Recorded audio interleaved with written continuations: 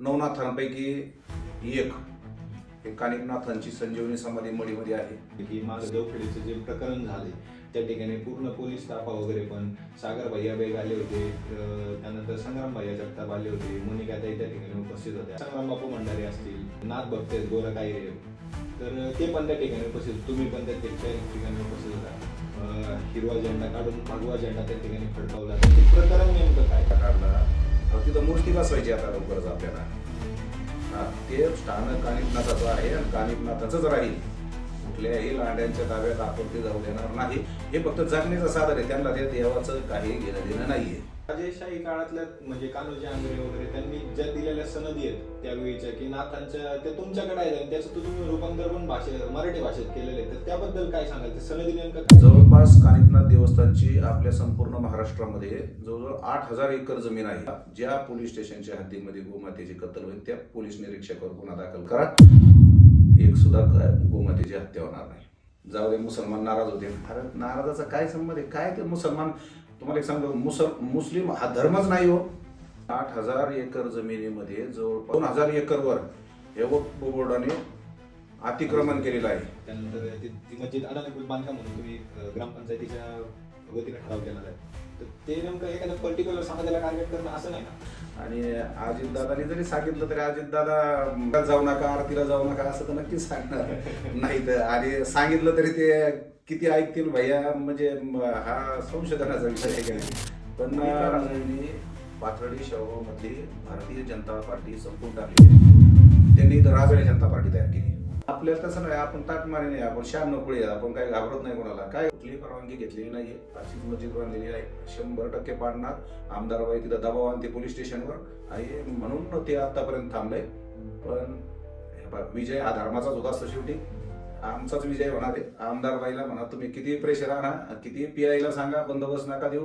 एक दिवस आम्ही विश्व हिंदू परिषद असेल, बजरंग दल असेल, आम्ही हिंदुत्ववादी कार्यकर्ते, तुम्ही जरी संरक्षण दिलं नाही तरी पाडून टाकू.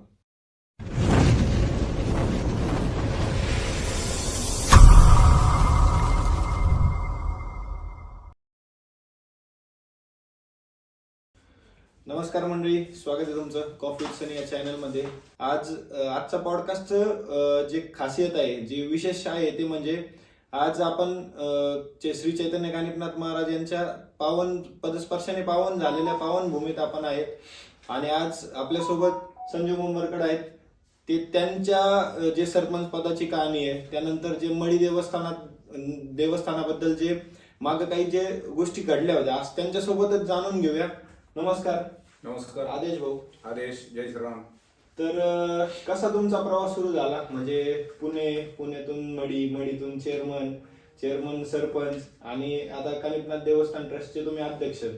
हा तुमचा जो प्रवास आहे तो तुमचा प्रवास कसा सुरू झाला? खरं तर आपण पाहिलं असं पाठीमाग दूरदर्शनवर एक जाहिरात यायची.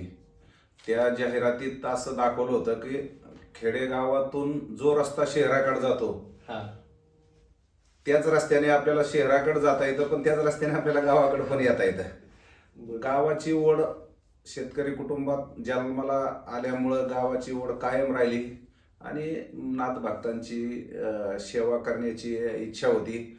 नाथांनी ती पूर्ण केली आणि मग पहिल्यांदा अध्यक्ष झालो कानिपनाथ देवस्थान ट्रस्टचा, नंतर सरपंच झालो आणि बऱ्यापैकी सध्या नाथ भक्तांची सेवा करण्याचं जे काही मला जेवढा कार्यकाल लाभला त्या कार्यकालामध्ये करण्याचा प्रयत्न चालू आहे. कानिपनाथ देवस्थानाबद्दल किंवा नाथ कोण होते याच्याबद्दल काय सांगाल? कानिपनाथ नवनाथांपैकी एक हे कानिपनाथांची संजीवनी समाधी मडीमध्ये आहे. शेके 1010 म्हणजे जवळजवळ आता 1015 वर्ष या समाधीला कानिपनाथांनी समाधी घेऊन या ठिकाणी झालेली आहेत. आणि नाथांचा इतिहास जर पाहिला तर नाथ हे अशी देवता आहेत का यांची उत्पत्ती मनुष्यापासून झालेली नाहीये.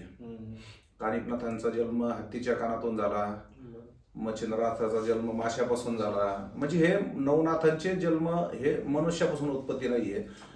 समाजामध्ये किंवा त्या काळामध्ये काही त्यांची आवश्यकता असेल म्हणून तर भगवंतानी त्यांना या ठिकाणी प्रगट केलं. त्यांच्या चैतन्य रूपात समाधी आजही या ठिकाणी आहेत. आणि म्हटलं जातं का जिथं सायन्स संपतं हे नाथांच्या तिथं उपचाराची पहिली पायरी चालू होती. म्हणजे जिथं सायन्स संपतं त्यावेळेस तिथं उपचार चालू होते आणि पूर्णपणे त्यांना यश येतं. त्या अगदी इथं आपण मी माझ्या डोळ्यासमोर पाहिले तर अगदी 100 किलो वजन असणारा मनुष्य हॉस्पिटलला गेल्यानंतर पार 30-32 किलो वजन झालं त्याचं. पण इथं आल्यानंतर जर का ते 1.25 महिना राहिले नाथांच्या नगरीमध्ये, अहो ते चालत गाडवून खाली आलेले आहेत. म्हणजे असे आपण पाहिलेले आहेत. म्हणजे नाथांची तेवढी शक्ती अफाट आहे या ठिकाणी. आणि साधारण मंदिराची एक त्यानंतर मग आपल्या शाहू महाराज असते संभाजीराजांना ज्यावेळेस मोगलांच्या कैदेमध्ये होते त्यावेळेस येशूबाईने नवस केला होता का त्यांची सुटका लवकर होऊ द्या कानिफनाथांना, मी तुमचं मंदिर बांधेन. आणि मग त्यांची 11व्या दिवशी सुटका झाली. आणि मग चिमाजी सावंत असतील, पिलाजी गायकवाड असतील आणि कान्होजी आंग्रे अशा 3 सरदारांना ती जबाबदारी दिली. आणि भव्य दिव्य असं मंदिर या ठिकाणी म्हणजे गडा टाईप मंदिर या ठिकाणी बांधण्यात गेलं. असा इतिहास नाथांचा आहे. आता जसं तुम्ही आम्ही बघता न्यूज चॅनलला पण आपण बघतो आणि जसा इतिहास आपल्याला माहिती आहे नाथ ग्रंथात लिहिलेला प्रमाणे किंवा जे जाणते लोक आहेत जे सांगतात की ज्यावेळेस नाथ हे सर्व नाथांपैकी राजे होते, आपले कानिफनाथ जे होते ते राजे होते. म्हणजे ते ज्यावेळेस त्यांची चालायचे त्यावेळेस 4000 हत्ती, त्यांचे 700 शिष्य आणि त्यांची पूर्ण जी गौशाळा असायची ती ते सोबत घेऊन चालायचे. आणि ज्या ज्या ठिकाणी ते थांबले किंवा ज्या ज्या ठिकाणी त्यांनी मुक्काम केला त्यावेळेस जे प्रस्थापित राजे होते तर त्यांनी त्यांच्या नावावर इनामी जमीन त्यांना दिल्या होत्या. इनामी म्हणा किंवा नाथांना एक दान स्वरूपात दिलेल्या त्यांना राहण्यासाठी वगैरे त्यांना जमीन दिलेल्या. त्या जमिनी आज तुम्हाला आम्हाला माहिती आहे आपलं जे बडीचं जे कानिफनाथ देवस्थान आहे त्या ठिकाणी झालं, जवखेडचं जे त्या ठिकाणी ठाणं आहे त्या ठिकाणी झालं, गुहा या ठिकाणी, मिरी या ठिकाणी, असे बरेच ठिकाणं असे आहेत की ज्या ठिकाणी इनामी जमीन दिलेल्या आहेत. पण आज तुम्हाला आम्हाला माहिती आहे आपण न्यूज चॅनलच्या माध्यमातून बघतो की वक्फ बोर्ड त्याच्यावर त्यांचा दावा दाखल करते. तर त्याबद्दल काय सांगाल? अगदी महत्वाचा प्रश्न आहे हा. कानिफनाथ महाराज राजयोगी होते आणि राजासारखे फिरायचे. बाकीचे जे 8 नाथ होते ते भ्रमण त्यांनी केलं पण ते असं राजासारखं फिरत नव्हते. 700 शिष्य हे बरोबर घेऊन फिरायचे. आणि आमचे पूर्वज जे होते तेच नाथांबरोबर आम्ही असायचो, नाथांबरोबर त्या काळातही. आणि ज्यावेळेस कानिफनाथ या ठिकाणी आले त्याच वेळेस आम्ही या ठिकाणी आमचे पूर्वजही या ठिकाणी नाथांच्या ठिकाणी स्थायिक झालो. आणि तेव्हापासून आपण जर मढी जर पाहिलं तर मढीची पूजा ही ब्राह्मणाची असते नाहीये. आमचे मरकड कुटुंबीय आम्ही सर्व पूजा अर्चा या ठिकाणी करत असतो.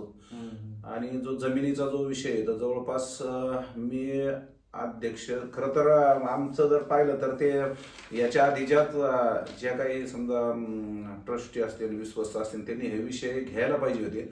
पण दुर्भाग्य आहे त्यांनी ते विषय घेतले नाहीत. जवळपास कानिफनाथ देवस्थानची आपल्या संपूर्ण महाराष्ट्रामध्ये जवळजवळ 8000 एकर जमीन आहे. कुठलीही परवानगी घेतलेली नाहीये. अशीच मस्जिद बांधलेली आहे. 100% पाडणार. आमदारबाई तिथं दबाव आणते पोलीस स्टेशनवर आणि म्हणून ते आतापर्यंत थांबले. पण विजय हा धर्माचाच होता असतो. शेवटी आमचाच विजय होणार आहे. आमदारबाईला म्हणा तुम्ही किती प्रेशर आणा, किती PI ला सांगा बंदोबस्त नका देऊ. एक दिवस आम्ही विश्व हिंदू परिषद असन, बजरंग दल असन, आम्ही हिंदुत्ववादी कार्यकर्ते ते तुम्ही जरी संरक्षण दिलं नाही तरी पाडून टाकू. आणि 8000 एकर जमिनीमध्ये जवळपास 2000 एकरवर हे वक्फ बोर्डाने अतिक्रमण केलेलं आहे. घाबरणारे आमदार संग्राम भैया नाहीयेत. काय झालंय, पूर्वी जमिनी भरपूर असायच्या आपल्या समाजाकडं. बरोबर. आणि मुस्लिमाकडं त्यांच्याकडे जमिनी फार थोड्या प्रमाणात असायच्या. म्हणजे प्रत्येक गावात इनामी जमीन असायची तर ते इनामी जमीन अशीच पडलेली असायची, कोणी तिला कसत नसत. आणि यांची संख्या जी डुकराचे रेकॉर्ड पण क्रॉस केलेत ना, यांची संख्या जेवढी आहे आणि त्यांना राहायला जागा नाही तर यांना घरं नाही तर काहीच नाही. मग त्यांनी अशा जमिनी बळकावल्या. बरोबर. आणि बळकावल्यानंतर काँग्रेस सरकारने त्यांना भरपूरच त्या वक्फ बोर्डाला एवढ्या अमर्याद अधिकार दिले त्यांना. आणि त्यांनी जिथं दिसन तिथं जिथं रिकामी जागा दिसन तिथं अतिक्रमण करायचं आणि बोर्डाकडे लावून घ्यायच्या. बरोबर. आता तो लढा आमचा चालू आहे. बऱ्याचशा ठिकाणी जमिनी मुक्त करण्याचा चालू आहे. शासन दरबारी बी आम्ही वक्फ बोर्डामध्ये बी जवळजवळ 4-5 ठिकाणी त्याचे केसेस चालू आहेत. न्यायालयात म्हणजे काय म्हणतो त्याला आपण कोर्टात प्रकरण चालू आहेत ते. आणि तिथं काय निकाल आपल्या बाजूने मिळतच नाही. तिथं सगळे लांड्यांकडूनच निकाल मिळतो. कोर्ट लांडाचे तिथं सगळे लांड्यांनाच तिथं त्यांचाच निकाल त्यांच्याच बाजूने निकाल मिळतो. ते काय कागदपत्र पाहत नाही. रात्री 1 वाजता सुद्धा त्यांचा तो लांडाचे येऊन बसतो. म्हणजे काहीच पाहत नाही ते. रात्री 1 वाजता सुद्धा तुमचं जर जावखेड्याचं प्रकरण पाहिलं असेल रात्री 1 वाजता ऑर्डर दिली त्यांनी. म्हणजे काय चाललंय काय म्हणजे ते त्यांच्यासाठी तेच त्यांना ते कशा पद्धतीनं ते जमिनी त्यांनी ताब्यात घेतलेल्या आहेत आणि त्याच्या विरुद्ध लढा आमचा चालू आहे आणि आम्ही लढत आहोत. राजेशाही काळातल्या म्हणजे कान्होजी आंग्रे वगैरे त्यांनी ज्या दिलेल्या सनदी आहेत त्यावेळीच्या की नाथांच्या ते तुमच्याकडे आहेत आणि त्याचं तुम्ही रूपांतर पण मराठी भाषेत केलेलं आहे, तर त्याबद्दल काय सांगाल? ते सनदी नेमकं काय? राजा महाराजांनी ज्या ज्या वेळेस त्या पूर्वी आता कशी जमिनी सातबारे आहेत त्यावेळेस ते राजा महाराज ज्या वेळेस कानिफनाथ भगवंत फिरायचे भ्रमण करायचे आणि मग त्या त्या ठिकाणी तिथल्या राजा महाराजांनी त्यांना त्या जमिनीत दान दिलेल्या आहेत. मग ते ताम्रपत्र त्याला आपण त्याला म्हणतो तसे ते आमच्या आहेत देवस्थानकडे आहेत ते जिथं जिथं दिलेले आहेत का ह्या जमिनी तुम्हाला दान दिलेले आहेत. त्यावेळेस ती वेगळी भाषा असायची त्याचं आम्ही मराठीत रूपांतर पण आम्ही ते करून घेतलेलं आहे. ते गडावर आपण लावलेलंच आहे. बरोबर. जसं तुम्ही आता ते जे सनदी वगैरे आहेत आणि आता जर आपण बघतो मढी झालं, जवखेडे झालं, मिरी झालं, गुहा झालं, ह्या ठिकाणचे सगळे उतारे सारखे आहेत. हे म्हणजे जसं मढीचा जो उतार आहे तसेच बाकीच्या ठिकाणचे उतारे आहेत. तर मढी देवस्थानाच्या अंडर हे बाकीचे जे ठाणे आहेत त्यांना का तुम्ही वर्ग करून घेत नाही? तेच प्रयत्न आमचे मध्यंतरी चालू होते. होतोय काय विषय आता थोडाफार. मग नंतर मग असं आम्ही जर म्हटलं समजा सगळं आणि खरं तर कानिफनाथ देवस्थानच्याच आहेत आहे. पण आता झालंय कसं समजा आता जांभळीचा प्रकार तुम्हाला सांगतो. जांभळीला जमीन आहे कानिफनाथ देवस्थानची. त्यांनी तिथं छोटं मंदिर बांधलं गावकऱ्यांनी. त्यांनी छोटं मंदिर बांधलं त्याची पूजा अर्चा चालू केली. त्यांनी ती जमीन त्यांच्याच तिकडे लावून घेतली. म्हणजे आम्ही जर आता हा विषय जर मग गावागावात आपल्या आपल्यातच वाद लागतील. बरोबर. ती जमीन कानिफनाथ देवस्थानचीच आहे. पण आता समजा जावखेड्याचा विषय आहे. जावखेड्याचे विषय तिथं जवळजवळ 220 एकर जमीन आहे कानिफनाथ देवस्थानची. आपल्याच कानिफनाथ देवस्थानची आहे. आणि असं त्या गावकऱ्यांना पण वाटतं की जमीन आम्हालाच असायला पाहिजे. आणि आम्ही काय म्हणजे मूळ स्थान इथं आहे. आम्ही काय ती काय उचलून आणणार नाही. ती काय जमीन काय कुठली कुठं उचलून आणता येत नाही. ती त्या त्या गावाला समजा त्या त्या तिथं जे काय मंदिर आहे त्यासाठी ते वापरता येईल. आणि इथून पुढे भविष्यात आता आमचा एक असा एक प्रयत्न असेल का ज्या ज्या गावामध्ये जमिनी आहेत तिथं ते मंदिर कानिफनाथ देवस्थानने डेव्हलप करणे. कारण जिथं जिथं जमीन आहे तिथं तिथं कानिफनाथाचे ठाणे आहेत. ते मंदिर डेव्हलप करणं, त्या जागा ताब्यात घेणे, ते मोजून घेणे, त्याला कंपाऊंड करणे आणि लिलाव पद्धतीनं त्या जमिनी शेतकऱ्यांना करण्यासाठी देणे. त्यातून जो पैसा उपलब्ध होईल समजा आता हे कानिफनाथचं मूळ समाधी ठिकाण आहे. इथं म्हणजे पैशाची अडचण नाही. इथं भरपूर निधी या ठिकाणी भाविकांच्या रूपाने मदत भरपूर होती. पण जे छोटे छोटे ठाणे येतात तिथं पैशाची चणचण भासते. त्यांचे मंदिर डेव्हलपिंग आहे. ते कलर द्यायचं म्हणलं तरी म्हणजे तिथे 1 रुपया पण इन्कम नाही. ह्या कानिफनाथ देवस्थानच्या माध्यमातून हे मंदिरं डेव्हलप केली जातील आणि त्या त्या ठिकाणच्या जागा ताब्यात घेऊन ते जो काही निधी येईल तो त्याच मंदिराला समजा आता मिरीचा आहे किंवा जवखेड्याचा आहे त्या जवखेड्याची 220 एकर जमीन जर का आपण शेतकऱ्यांना जर दिली शेती कसण्यासाठी एक 5 वर्षाचा ॲग्रीमेंट किंवा 10 वर्ष ॲग्रीमेंट किंवा 11 वर्ष किंवा 11 महिन्याचा करता येईल आपल्याला. 1 वर्षाचे ॲग्रीमेंट करून जर दिले तर तो पैसा तो जवखेड्याच्या देवस्थानालाच वापरता येईल आपल्याला. जेणेकरून तिथली ठाणी सक्षम होतील म्हणजे त्यांची आर्थिक अडचण दूर होईल. हा आमचा येणाऱ्या याच्यामध्ये आता आमचा तो प्रयत्न राहील. आता जसं आपण बघतो की न्यूज चॅनलला बघितलं त्यानंतर बऱ्याचशा सोशल मीडियावर आपण बरेच व्हिडिओ बघितले की मागं जवखेडीचं जे प्रकरण झाले त्या ठिकाणी पूर्ण पोलीस ताफा वगैरे पण सागर भैया बेग आले होते, त्यानंतर संग्राम भैया जगताप आले होते, मोनिकाताई त्या ठिकाणी उपस्थित होत्या, आपले बरेचसे असे संग्राम बापू भंडारे असतील, त्यानंतर नाथ भक्त आहेत गोरा कायरे, तर ते पण त्या ठिकाणी उपस्थित, तुम्ही पण त्या ठिकाणी उपस्थित होता. हिरवा झेंडा काढून भगवा झेंडा त्या ठिकाणी फडकावला. तर ते प्रकरण नेमकं काय? चौखेडीचे जे काय मी तुम्हाला सांगितलं ना, हे वक्फ बोर्डाने ताब्यात घ्यायचे आणि मग त्यांनी त्यांच्या पूजा अर्चा करायच्या. हे फक्त जगण्याचं साधन आहे. त्यांना त्या देवाचं काही घेणं देणं नाहीये. ते आपल्या देवाला मानतच नाही. तर त्यांना फक्त जमिनीवर फक्त बरोबर ताबा पाहिजे आणि जमिनीवर ताबा पाहिजे. जमीन कसायला मिळते, त्यातून त्यांना पीक पाणी निघतं आणि मग हे काय थोडेफार तिथं उत्पन्न असेल तर हे घ्यायचं. म्हणजे फक्त आपल्या आपल्या जागेवर जगायचं, आपला प्रसाद खायचा नाही, हा आपल्या देवाला शिव्या द्यायच्या फक्त. एवढंच त्यांचा एक कलमी कार्यक्रम आहे. आणि म्हणून आपल्याच लोक तिथं पूजेला गेले, पूजा अर्चेला गेले तर त्यांना हाणमार त्यांनी त्या ठिकाणी केली. आणि म्हणून मग तो उद्रेक झाला नाथभक्तामध्ये. मग एवढ्या मोठ्या संख्येने त्या ठिकाणी नाथभक्त आले, तो हिरवा झेंडा काढला. तिथं मूर्ती बसवायची आता लवकरच आपल्याला. हा, ते स्थान कानिफनाथाचं आहे आणि कानिफनाथाचंच राहील. कुठल्याही लांड्यांच्या ताब्यात आपण ते जाऊ देणार नाही. तरी आता जरी एखादा दिवस जरी ते पूजा करीत असेल ते पण आपण बंद करणार आहे. तिथं कुठल्याही परिस्थितीत मूर्ती बसवल्याशिवाय आपण मागं राहणार नाही. मूर्ती बसवल्यानंतर ते आपल्या ताब्यात घ्यायचं, त्यांच्या ताब्यात देण्याचा विषय येत नाही. आणि म्हणून तिथं सगळे सागर भैया असतील, आपले हिंदुत्ववादी आमदार नगरचे संग्राम भैया जगताप असतील, हे आले. मी स्वतः होतो. मोनिका राजाळे आल्या होत्या. त्यांना फक्त आता बाहेरचे आमदार येऊन आपल्या इथं कार्यक्रम घेत आहेत हिंदुत्वाचे म्हणून लाजकाज आल्या. ते सेक्युलर लोक आहेत, यांच्याकडून काही हिंदुत्वाल्याने अपेक्षा करू नये. आणि त्या आपल्या धर्माला त्यांना काही घेणं देणं नाही. त्यांना ते सर्व धर्म समभावामधले येतं ते, त्याच्यामुळे त्यांच्याकडून काय अपेक्षा नाही. पण संग्राम भैया आले, यांनी ताकद दिली. म्हणजे आमच्यासारख्या कार्यकर्त्याला, हिंदुत्ववादी काम करणाऱ्या कार्यकर्त्याला अजून ताकद मिळते. आणि म्हणून तो यशस्वी प्रयोग चौखेड्यात आपण सर्वांनी केला. असे जे जे ठिकाणं ताब्यात असतील, मिनीनाथ अजून बाकी आहे, तिथं पण आपल्याला हा प्रयोग राबवायचा. तिथं पण ते पण आपले देवस्थान येतं, ते आपल्या ताब्यात घ्यायचे. आता जे चौखेड्याचे जे ठाणे आहे त्या ठिकाणी संग्राम भैया आले होते, पण त्यानंतर तुम्ही संग्राम भैयांना मडी या ठिकाणी महाआरतीला निमंत्रण दिलं होतं, पण या ठिकाणी ते आले नाहीत. त्याच्या मागचं कारण काय आहे नेमकं? म्हणजे पक्षावरून दबाव होता, अजितदादांनी त्यांना सांगितलं होतं जाऊ नका, की दुसरं काही रणनीती होती, की ते घाबरले?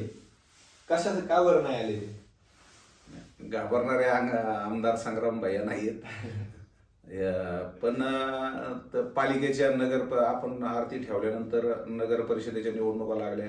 आणि मग त्यांचं ते बाकी ज्यांच्या मुलाखती, आता ते एक मुलाखती वगैरे त्यांच्याकडं बरेचसे ते विषय होते त्यांच्याकडं. आणि म्हणून टाळलं ते. आणि भैया काय कधी मडीला येतात, त्यांचं काय घरच्यासारखं आहे ते कधी मडीला येतात आणि येणार त्या आरतीला. ते काय असे म्हणजे, आणि अजितदादांनी जरी सांगितलं तरी अजितदादा म्हणजे मंदिरात जाऊ नका, आरतीला जाऊ नका असं तर नक्कीच सांगणार नाहीत. आणि सांगितलं तरी ते किती ऐकतील भैया, म्हणजे हा संशोधनाचा विषय आहे की नाही. पण ते येणार होते आरतीला, व्हायरल पण झालं. पण दुसरा एक मेसेज त्या ठिकाणी व्हायरल झाला का त्या दिवशीच रात्रीच मस्जिद पाडणार आहेत मडीतली, आणि ते बांधकामे त्या दिवशीच रात्री पाडून टाकणार आहेत, असा एक मेसेज व्हायरल दुसरीकडून पण झाला होता. पण तसा काही विषय नाही. भैया घाबरणारे आमदार नाहीत. ते आरतीला तुम्हाला आत्ताच आलेले दिसतील. मी त्यांना आज सकाळी पण फोन लावला होता, माझं बोलणं नाही झालं. त्यांना आरतीला निमंत्रण देणार आहोत आम्ही आणि करणार आहोत आरती. मस्जिद पाडण्यावरून लक्षात आलं की ग्राम जे जागा आहे, ग्रामस्थांच्या ज्या जागा आहेत किंवा ग्रामपंचायतच्या हद्दीत ज्या जागा आहेत, त्या हद्दीत एक मस्जिद आहे. इथून मागं तुम्ही त्यांचे भोंगे वगैरे पण काढायचा आदेश दिले होते. त्यानंतर ती मस्जिद अनधिकृत बांधकाम म्हणून तुम्ही ग्रामपंचायतीच्या वतीनं ठराव केलेला आहे. तर ते नेमकं एखाद्या पर्टिक्युलर समाजाला टार्गेट करणं असं नाही ना? नाही, समाजाला टार्गेट करायचा विषयच नाही तो. एक तर ती मस्जिद अर्धी जागा, ती जी मस्जिद बांधलेली आहे ती अर्धी जागा कानिफनाथ देवस्थानची आहे. अर्ध्या जागेवर गाळे काढले ते महाराष्ट्र शासनाची आहे, ती सरकारी जागा आहे. मी तुम्हाला सांगितलं ना, इथं कुठं बी उठायचं आणि कुठं जागा धरायच्या, हे यांचे उद्योगच येतं. यांनी संख्याची एवढी वाढवली डुकरासारखी, त्याच्यामुळे यांना जागा पुरत नाहीत. आणि त्याच्यामुळे ती पण मस्जिदीचा तसाच विषय आहे का ते जवळपास अर्धी जागा ती कानिफनाथ देवस्थानच्या जागेमध्ये ती मस्जिद आहे आणि ती अनधिकृत आहे. मस्जिदची नियमावली महाराष्ट्र शासनाने बनवलेली आहे. धार्मिक स्थळाचं जर बांधकाम करायचं असेल, मस्जिदीचं बांधकाम जर करायचं असेल तर त्यांनी जिल्हाधिकाऱ्याकडे प्रस्ताव पाठवायचा असतो बांधकामाचा. बरोबर. आणि जिल्हाधिकाऱ्याने मग तो प्रस्ताव गृह विभाग मुंबई आणि वन विभाग मुंबई यांच्या सचिवाकडे तो पाठवायचा असतो. बरोबर. आणि सचिव आणि मग पोलीस महासंचालक असतील, SP असतील, सर्व वन विभाग असेल, PWD असेल, बांधकाम विभाग असेल, हे सगळ्या विभागाकडून त्या एनओसी मागायच्यात का इथं मस्जिद बांधकाम करताना ती जागा कुणाची आहे, वन विभागाची तर नाही ना, मग ती पुणे महाराष्ट्र शासनाची तर नाही ना. मग हे सगळे प्रस्ताव त्यांनी कुठं पाठवायचे? गृह विभागाकडे. गृह विभाग ते मागवणार त्याचा अहवाल बरोबर. आणि मग त्याला ती परमिशन देणार. कोण देणार? गृह विभाग आणि वन विभागाचे सचिव देणार. जिल्हाधिकाऱ्याला सुद्धा अधिकार नाही तर अहो यांच्याकडे कुठलीच परवानगी नाही आहे. फक्त ग्रामपंचायतचं फक्त ते नो ऑब्जेक्शन घेतलेलं आहे. पूर्वीच्या ग्रामपंचायतीपर्यंत दिलंय नो ऑब्जेक्शन, चला आमचं बांधण्यास काही हरकत नाही, पण तुम्ही बाकीच्या परमिशन घ्या, शासकीय परमिशन. कुठलं तरी बांधकाम घ्यायचं असेल तर विकास ते नगर रचना विभाग असेल त्यांच्या सगळ्या परवानग्या घ्याव्या लागतात. त्या कुठलीही परवानगी घेतलेली नाहीये. अशीच मस्जिद बांधलेली आहे. 100% पाडणार. आमदारबाई तिथं दबाव आणते पोलीस स्टेशनवर आणि म्हणून ते आतापर्यंत थांबलंय. पण विजय हा धर्माचाच होता असतो शेवटी. आमचाच विजय होणार आहे. आमदारबाईला म्हणा तुम्ही किती प्रेशर आणा, किती PI ला सांगा बंदोबस्त नका देऊ. एक दिवस आम्ही विश्व हिंदू परिषद असेल, बजरंग दल असेल, आम्ही हिंदुत्ववादी कार्यकर्ते ते तुम्ही जरी संरक्षण दिलं नाही तरी पाडून टाकू, कारण ती अनाधिकृत आहे. बरोबर. मागं तुम्ही जत्रेच्या वेळेस गैर हिंदूंना दुकानं लावण्यास बंदी घातली होती, ते प्रकरण काय होतं? ते प्रकरण बरंच जास्त चर्चेत आलं होतं. कानिफनाथांची संजीवनी समाधी या ठिकाणी आहे. आपल्यास माहित असेल की नाथांना हे बकरे, हे पशु हत्या हे चालती का हो? नाही चालत. मलिदा त्यांचा मेन प्रसाद आहे. अजिबात चालत नाही. मग आम्ही पहिल्यांदा, मी अध्यक्ष झाल्यानंतर पहिल्या वर्षी आम्ही पशु हत्याला बंदी घातली. बरोबर. आम्ही बंदी घातल्यानंतर हे जिहादी मुसर्डे काय करायचे? बकरी आणली का तुम्ही कापा, तुम्हाला काय करायचं आम्ही इथं, कापा तुम्हाला काय करायचं आम्ही इथं. मग समजा आता आम्ही गस्त घालत होतो, यात्रा मोठी असते, मग आम्ही समजा जर त्या कोपऱ्याला असेल तर त्यांनी इकडे हत्या करायची पशूंची, फार पशूंचा प्रसाद फार घाडापर्यंत घेऊन जायचा. हे असे प्रकार वारंवार घडत होते. दुसऱ्या वर्षी आम्ही परत तेच केलं. दुसऱ्या वर्षी यात्रेमध्ये आम्ही त्यांना बंदी घातली. हे लोक त्याला फूस द्यायचे, तुम्ही कापा. मग यांना त्यातून आर्थिक 2-4 हजार रुपये गेले ते बकरं कापायचे. शिवाय मग आमच्या असं लक्षात आलं का पशु हत्या जर का पूर्णपणे थांबवायची असेल, पहिली यांना बंदी घातली पाहिजे, ह्या जिहाद यांना. मग त्यांचे प्रसाद विकायची दुकानाची पद्धत काय? 8-8 दिवस आंघोळ करायचं नाही आणि आतमध्ये तुम्ही मटण मच्छी खाणार, अंडे खाणार, बोंबील खाणार आणि आमच्या नाथांचा प्रसाद बाहेर घेऊन विकताय तुम्ही. कुंकू तुमची महिला लावित नाही आणि कुंकू तुम्ही विकता. आता तुम्ही पहिले लावा ना कुंकू, आमचा विरोधच नाही ना. तुम्ही कुंकू लावा, तुमची महिला बसवा कुंकू लावायला, कुंकू लावून बसवा ना मुसलमानाची महिला, त्यांनी विकावं, त्यांनी आमच्याकडे विरोध आहे. पण तुम्ही लावत नाहीत कुंकू. आमचा प्रसाद तुम्ही खात नाहीत, त्याला थुका लावायचा, त्याला काय म्हणतात ना हलाल प्रसाद काहीतरी, त्याला थुंकी लावायची, थुकी लावून विकायचा प्रसाद. आणि मग ते आमच्या हे लक्षात आल्यानंतर म्हटलं ह्या समाजालाच बंदी घातली पाहिजे. आणि 2 नंबर धंदे त्यांचे पूर्ण यात्रेमध्ये, खिशे कापू असतील, चक्रे असतील, सोरट असतील, हे सगळे 2 नंबरचे धंदे त्यांचे या ठिकाणी यात्रेत चालत होते. आणि म्हणून मग आम्ही यावर्षी, मागच्या वर्षी पूर्ण गावकऱ्यांनी निर्णय घेतला का हे फाद्या तोडून उपयोग नाही, हे खोडच काढून टाकलं पाहिजे. आणि म्हणून पूर्णपणे त्यांना आम्ही त्या ठिकाणी बंदी घातली आणि यशस्वीपणे तो प्रयोग राबवला. शासनाने विशेष करून देवेंद्रजी असतील, नितेश राणे साहेब असतील, यांनी पूर्ण आम्हाला सपोर्ट केला. संग्राम भैया असतील, त्यांनी सपोर्ट केला. पूर्ण हिंदुत्ववादी लोकांनी सपोर्ट केला आणि त्याच्यात सक्सेस झालो आम्ही. दरवेळेस यात्रेमध्ये 200-300 चोरीच्या घटना घडायच्या. फक्त मागच्या यात्रेमध्ये 1 गुन्हा दाखल झाला फक्त. म्हणजे किती कंट्रोल झाला त्याला. समाज चोऱ्या माऱ्या करणार, त्याच्यावर जगते तो 15-20 पोरं काढून ठेवायची आणि मग काय करणार? खायला काय नसलं चोऱ्या माऱ्याच करणार, दुसरा काहीच उद्योग नाही यांच्याकडं. आणि म्हणून यावर्षी एकदम शांततेत यात्रा पार पडली आणि रेकॉर्ड ब्रेक यात्रा झाली. लोक म्हणजे जे सोशल मीडियामध्ये जे व्हायरल झालं त्याच्यामुळं लोक पाहायला आले काही मडी नक्की आहे कुठं म्हणून.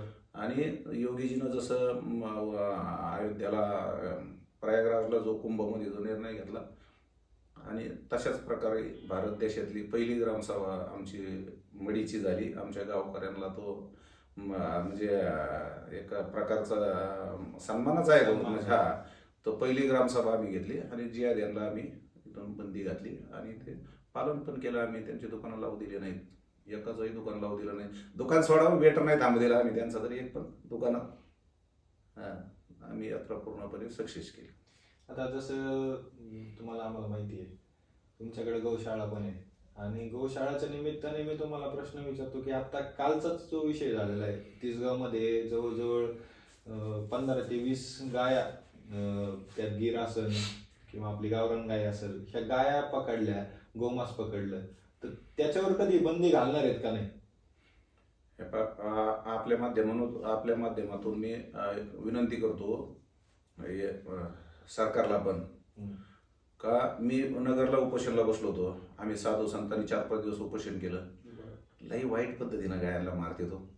आज रात्री बी जी कारवाई केली आणि त्याच्यात जवळजवळ 4 ते 5 गायी कापलेल्या सापडल्या, बाकी जिवंत गायी सापडल्या तिथं. मला काय म्हणायचं, शासनाने जरी देवेंद्रजींना मी एक आवाहन करेन का ज्या PIच्या पोलीस स्टेशनमध्ये गोमातेची कत्तल होईल त्या PIवर जर गुन्हे दाखल झाले ना, अहो गाईला हात सुद्धा लावणार नाही ते. उत्तर प्रदेशमध्ये काय हिंमत नाही होत. आपल्या देशात आहे ना उत्तर प्रदेश, तिथं काय हिंमत होत नाही. अहो गाईला दगड मारित नाहीत उत्तर प्रदेशमध्ये. यांची लांड्याची ताकद होत नाही दगड मारायची, कापायची गोष्ट लांब. हे झालं पाहिजे. इथं उपोषणाला बसलो आम्ही, लेखी दिलं, वारंवार आपण पोलीस स्टेशनला बी तक्रारी करतो. हे हप्ते खाऊ धोरण जोपर्यंत पोलिसांचं राहील तोपर्यंत माझ्या मातेची कत्तल तोपर्यंत होतच राहील आणि ती बंद झाली पाहिजे. त्यासाठीच आता आम्ही एक मोठं आंदोलन आता या ठिकाणी उभं करतोय आणि आम्ही बी तो उपोषणाच्या माध्यमातून म्हणा किंवा एक आंदोलन आता मोठं छाडणार आहे आम्ही. कारण हे कत्तल तोपर्यंत जोपर्यंत थांबत नाही तोपर्यंत त्या आंदोलनाच्या मार्गाने आम्ही सरकारला हेच करायला भाग पाडणार आहोत का ज्या पोलीस स्टेशनच्या हद्दीमध्ये गोमातेची कत्तल होईल त्या पोलीस निरीक्षकावर गुन्हा दाखल करा. एक सुद्धा गोमातेची हत्या होणार नाही. बरोबर. तुम्ही जसं आत्ताच बोलले की रेकॉर्ड ब्रेक यात्रा तुम्ही मडीची भरवली, तर जनरली आम्ही पण यात्रेला आलो होतो. मागच्या यात्रेला, त्याच्या मागच्या पण यात्रेला आम्ही या ठिकाणी उपस्थित होतो.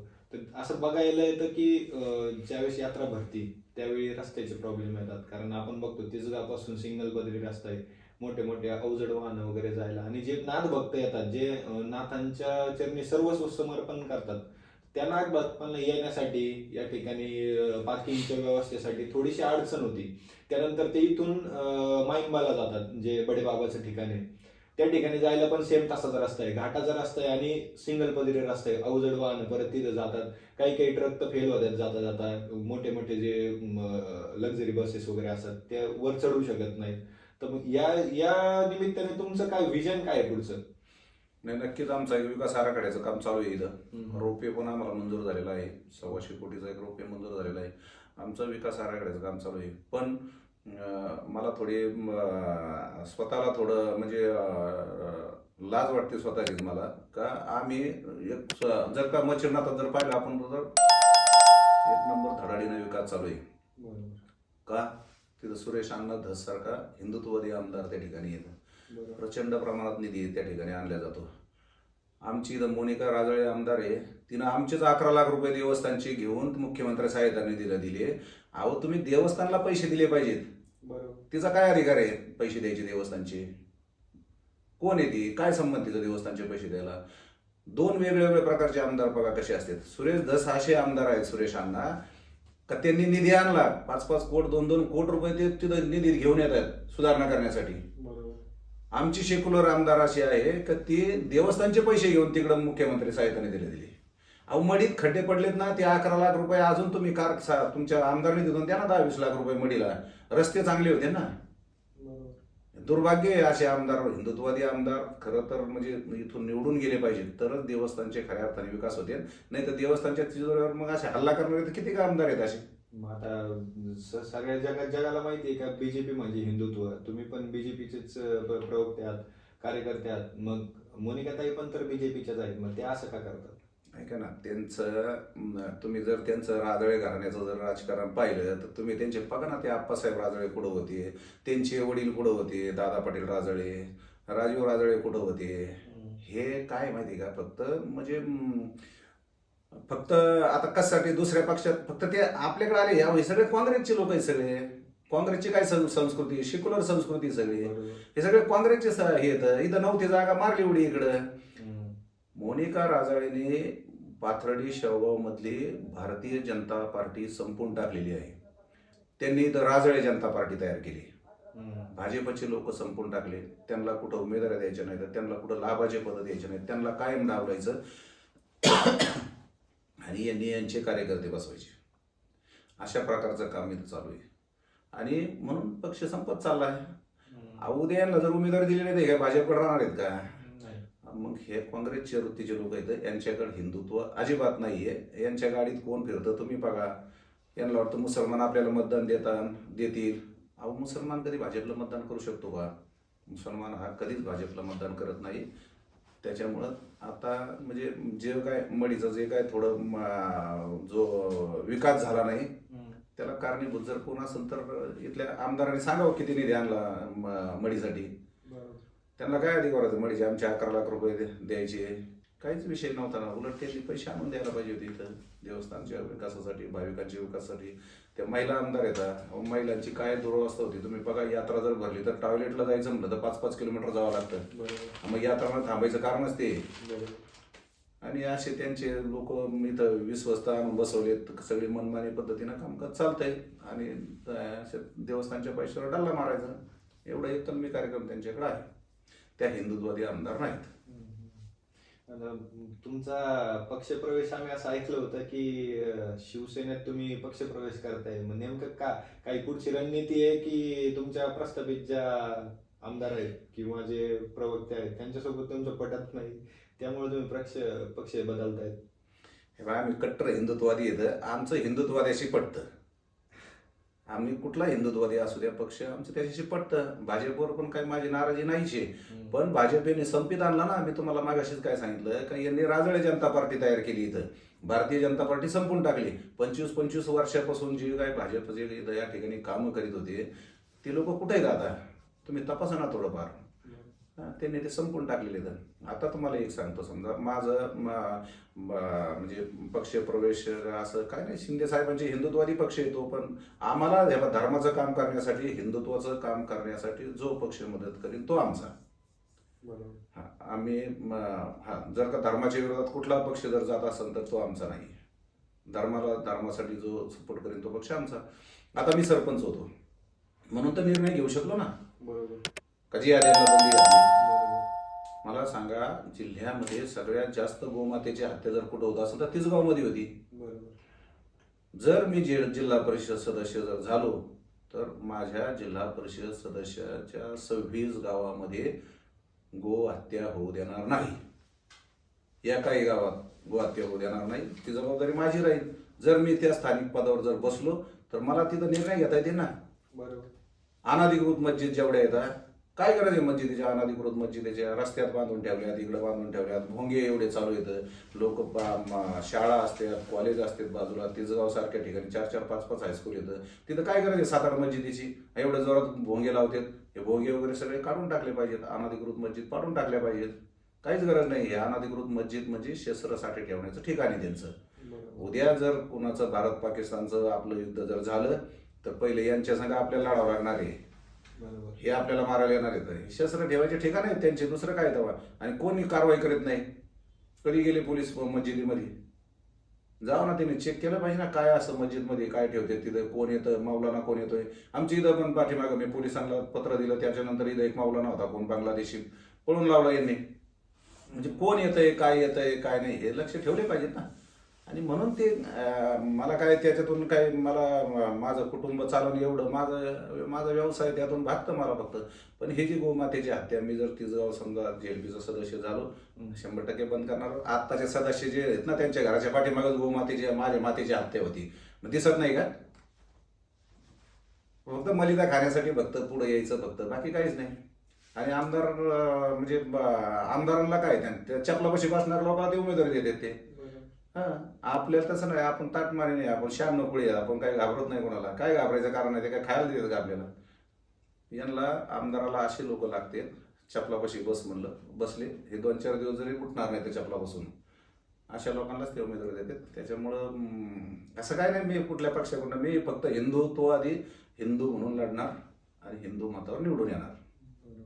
आता जसं आगामी निवडणुका पण लागणार जिल्हा परिषद पंचायत समिती, तुम्ही जसं म्हणजे तुम्हाला उभं राहायचं किंवा जी बाकीची पार्श्वभूमी आहे आपली हिंदुत्ववादी जी भूमिका आहे आपली, किंवा जी वक्फ बोर्डाने आपल्या जागेवर जे त्यांनी त्यांचा दावा दाखवलाय, तर याबद्दल तुम्ही ॲज अ ट्रस्टी म्हणून किंवा ॲज अ सरपंच म्हणून किंवा ॲज अ कानिफनाथ देवस्थानचे मुखिया म्हणून जे पण नाथ भक्त आहेत किंवा जे कानिफनाथ गडाला जे सगळ्यात जास्त मानतात किंवा त्यांच्यासाठी नाथांसाठी सर्वस्व अर्पण करायला तयार आहेत, त्यांच्यासाठी तुमचे काय हे राहील, म्हणजे तुम्हाला त्यांना काय सांगणार राहील किंवा काय आदेश राहतील तुमचे त्यांना?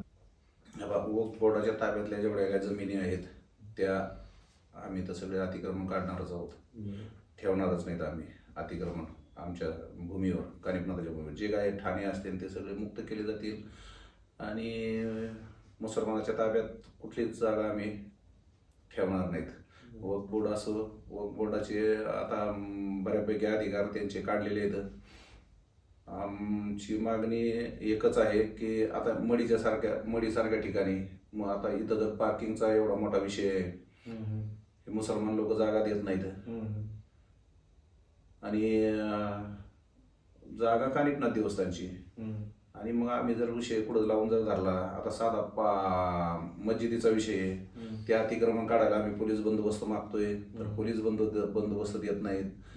परत आता इथं पण पार्किंगची एवढी मोठी समस्या आहे मडीमध्ये, जागा मुसलमानाच्या ताब्यात, कानिफनाथाच्या जागा आहेत त्या सगळ्या पण मुसलमानाच्या ताब्यात येतात. त्याच्यामुळे ह्या जागा पहिल्या ताब्यात घ्याव्या लागतील आपल्याला आणि ह्या जागा ताब्यात घेऊन आपल्याला त्या ठिकाणी पार्किंगची व्यवस्था करावं लागेल, कारण उद्या रोपवे जर झाला तर ती एवढी मोठी वाहतूक या ठिकाणी येणार आहे, त्याच्यासाठी जागा करावं लागणार आहेत आपल्याला.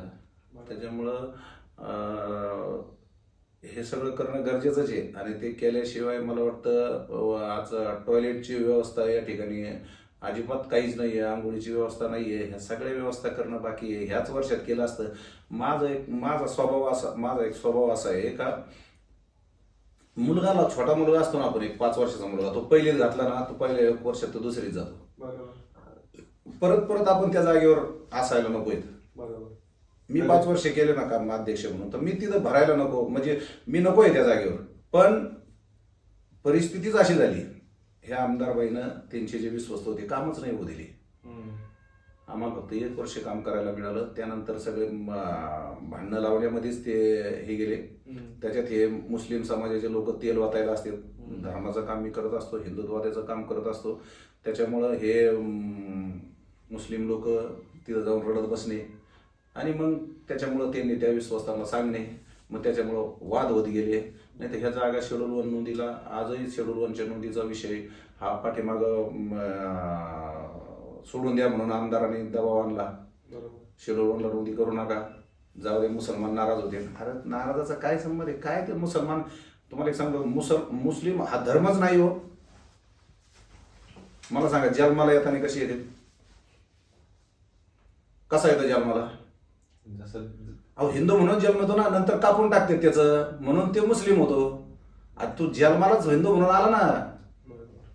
जर तुमचा अल्ला असता, तर समजा तुमचा जर अल्ला जर असता तर तिथूनच कापून पाठवला असता ना,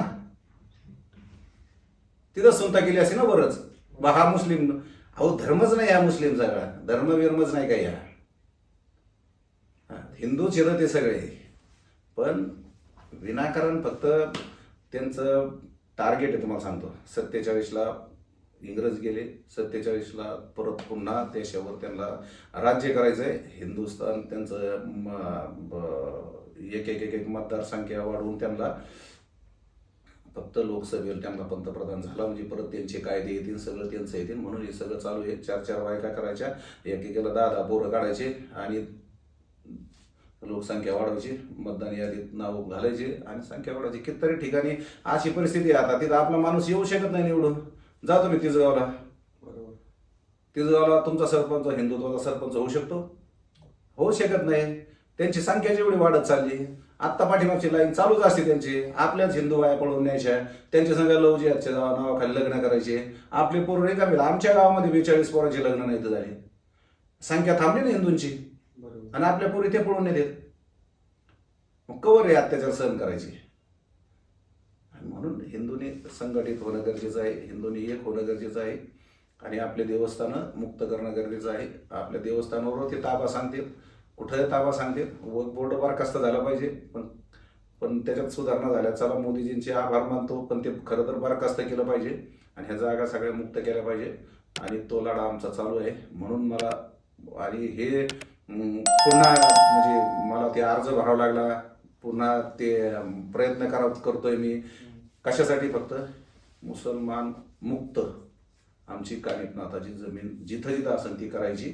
आणि म्हणून मला तिथे यायचं. नाही तर काम जर झालं असतं तर 5 वर्षात मडी तर मला म्हणजे अगदी वरून विमानातून जाताना सुद्धा चमकली असती, अशी करून ठेवली असते. असं टार्गेट आहे माझं. माझे काय व्यवसाय वगैरे, मला काही इथं पैसे कमायला आलेलो नाही मी, मला काही माझा तो उद्देश नाही येतो. माझे व्यवसाय येतो पुण्यासारख्या ठिकाणी. पण मी ते काय म्हणतो आपण थोडक्यात म्हणजे घर जाळून कोळशाचा धंदा करतो असा प्रकार झाल्यासारखा झाला. पण आम्ही आमच्या याच्यावर ठाम राहू कानिफनाथाच्या कृपेने, सगळ्याच्या कृपेने. जर पुन्हा संधी जर मिळाली तर नक्कीच मला वाटतं हे वक्फ बोर्ड असन हे सगळ्या जागा मुक्त केल्या जातील आणि अतिक्रमणं सगळे काढले जातील.